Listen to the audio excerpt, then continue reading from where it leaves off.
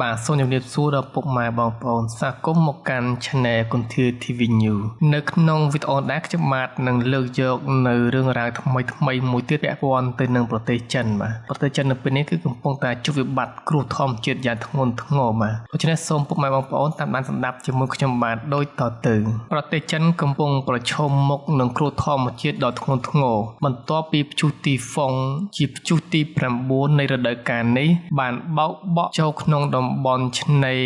នៃខេត្តជីជាងកាលពីថ្ងៃទី12ខែកក្កដាដោយមានល្បឿនខ្យល់បោកបក់រហូតដល់144គីឡូម៉ែត្រក្នុង1ម៉ោងបាទអញ្ចឹងនៅក្នុងប្រទេសចិននៅពេលនេះគឺកំពុងតែជួបនៅគ្រោះធម្មជាតិយ៉ាងធ្ងន់ធ្ងរតាក់ទងទៅនឹងព្យុះទី9បាទដោយក្នុងនោះដែរគ្រាន់តែល្បឿនព្យុះនឹងគឺក្នុង1ម៉ោងនឹងរហូតដល់144គីឡូម៉ែត្រឯណោះបាទបណ្ដាលឲ្យមានការជម្លៀសប្រជាជនប្រមាណជា5លាននាក់នៅទូទាំងប្រទេសចិនទៅរកកន្លែងមានសុវត្ថិភាពខណៈដែលនៅឯកោះតៃវ៉ាន់វិញក៏មានសេចក្តីរាយការណ៍ថាមានមនុស្សប្រមាណជា200នាក់រងរបួសផងដែរនេះបើយោងតាមសារព័ត៌មាន Asia Today ចុះផ្សាយកាលពីថ្ងៃទី13ខែកក្កដាឆ្នាំ2026នេះបាទអញ្ចឹងនៅពេលនេះប្រទេសចិនគឺមានការជម្លៀសប្រជាជននឹងប្រមាណជា5លាននាក់នៅទូទាំងប្រទេសចិននឹងបាទទៅរកកន្លែងមានសុវត្ថិភាពហើយនៅឯកោះតៃវ៉ាន់ឯណោះវិញក៏មានសេចក្តីរាយការណ៍ថាមានមនុស្សប្រមាណជា200នាក់បានរងរបួសបាទនេះបើតាមការចុះផ្សាយរបស់សារព័ត៌មាន Asia Today បាទចុះផ្សាយកាលពីថ្ងៃទី13ខែកក្កដាឆ្នាំ2026យើងនឹងបាទព្យុះនេះបានបង្កផលប៉ះពាល់យ៉ាងខ្លាំងដល់ជីវភាពរស់នៅរបស់ប្រជាជនចិននៅរដ្ឋធានីប៉េកាំងមនុស្សប្រមាណជា100,000នាក់ត្រូវបានជម្លៀសចេញពីលំនៅឋានដោយសារតែមានភ្លៀងធ្លាក់ខ្លាំងខុសពីធម្មតាបាទចឹងព្យុះនេះគឺបានធ្វើឲ្យរងផលប៉ះពាល់ដល់ជីវភាពរស់នៅប្រជាជនចិនហើយមួយចំនួនទៀតបាទគឺនៅឯទីក្រុងប៉េកាំងដែលជាទីក្រុងរបស់ប្រទេសចិនហ្នឹងគឺមានមនុស្សប្រមាណជា100,000នាក់បាទចំនួន10,000នាក់នោះត្រូវបានជម្លៀសចេញពីលំនៅឋានព្រោះថាការធ្លាក់ភ្លៀងហ្នឹងគឺខុសពីធម្មតាទើបបណ្ដាលឲ្យមានការជម្លៀសប្រជាជននៅខាងទីក្រុងប៉េកាំងហ្នឹងបាទនៅក្នុងខេត្តហ្វូជៀនមានប្រជាជនប្រមាណជា130,000នាក់ត្រូវបានជម្លៀសនិងនៅទីក្រុងសៀងហៃ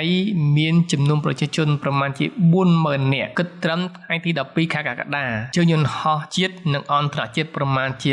3,000ត្រូវបានលុបចោលហើយបណ្ដាផ្លូវដែលល្បឿនលឿនក្នុងតំបន់អាគ្នេយ៍ក៏ត្រូវបានផ្អាកដំណើរការជាបណ្ដោះអាសន្នផងដែរដើម្បីការពារសុវត្ថិភាពអ្នកធ្វើដំណើរបាទអញ្ចឹងនៅក្នុងខេត្តហ្វូជៀនមានប្រជាជនប្រមាណជា130,000នាក់ក៏ត្រូវបានជម្លៀសដែរបាទហើយនៅក្នុងទីក្រុងសៀងហៃរបស់ចិនហ្នឹងក៏មានប្រជាជនប្រមាណជា40,000នាក់ត្រូវជម្លៀសចេញដែរមុនពេលព្យុះទីហ្វុងនេះកើតឡើងតំបន់ភាគខាងត្បូងនៃប្រទេសចិនបានជួបប្រទះគ្រោះទឹកជំនន់និងការរអិលបាក់ដីរួចទៅហើយបណ្ដាឲ្យមានមនុស្សប្រមាណជា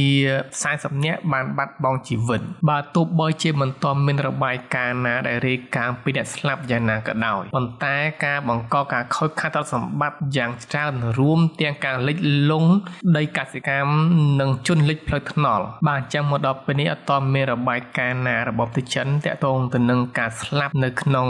ព្យុះនឹងទេបាទប៉ុន្តែគឺការខូចខាតបាទតាមការមើលឃើញនឹងគឺមានការខូចខាតទ្រព្យសម្បត្តិយ៉ាងច្រើនព្រមទាំងមានការលិច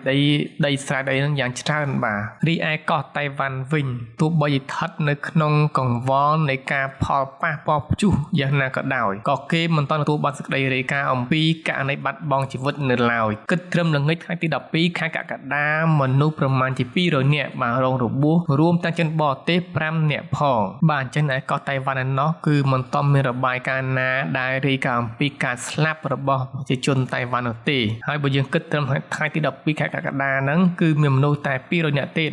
ដែលបានរងរបួសរួមទាំងបរទេសហ្នឹងមានចំនួន5នាក់ទៀតបាទនៅក្នុងចំណោម200នាក់ហ្នឹងបាទអាជ្ញាធរតុនិយមបានព្រមានថាភ្លៀងធ្លាក់ខ្លាំងនឹងបន្តរហូតដល់ថ្ងៃទី15ខែកក្កដាជាពិសេសរដ្ឋធានីប៉េកាំងកំពុងតែត្រៀមខ្លួនទប់ទល់នឹងហានិភ័យនៃទឹកជំនន់បន្ថែមទៀតអាជ្ញាធរគ្រប់លំដាប់ថ្នាក់នៅតែបន្តការងារជួយសង្គ្រោះនិងត្រួតពិនិត្យស្ថានភាពយ៉ាងយកចិត្តទុកដាក់ដើម្បីធានានូវសុវត្ថិភាពរបស់ប្រជាពលរដ្ឋបាទតាមការជួយដំណឹងរបស់ខាងអាជ្ញាធរតុនិយមបានឲ្យដឹងថាភ្លៀងនឹង អាចរហូតដល់ថ្ងៃទី15ខែកក្កដាបានថមថយអតិពលបាទហើយនៅក្នុងនោះដែរទីក្រុងប៉េកាំងដែលជាទីក្រុងធំរបស់ប្រទេសចិនហ្នឹងគឺបានត្រៀមខ្លួនហើយក្នុងការទប់ទល់តកតនឹងហានិភ័យទឹកជំនន់ហ្នឹងបាទហើយក្រុមអាជ្ញាធរក៏គ្រប់លំដាប់ថ្នាក់ទាំងអស់ហ្នឹងគឺបានបន្តនៅក្នុងការជួយសង្គ្រោះប្រជាជនតកតទៅនឹងស្ថានភាពទឹកជំនន់ហ្នឹងបាទអរគុណដល់ពុកម៉ែបងប្អូនតាមបានទស្សនាវីដេអូនេះតាំងពីដើមរហូតដល់ចប់សម្រាប់ពេលនេះខ្ញុំបាទសូមអរគុណសូមជម្រាបលាជួបគ្នានៅវីដេអូក្រោយទៀត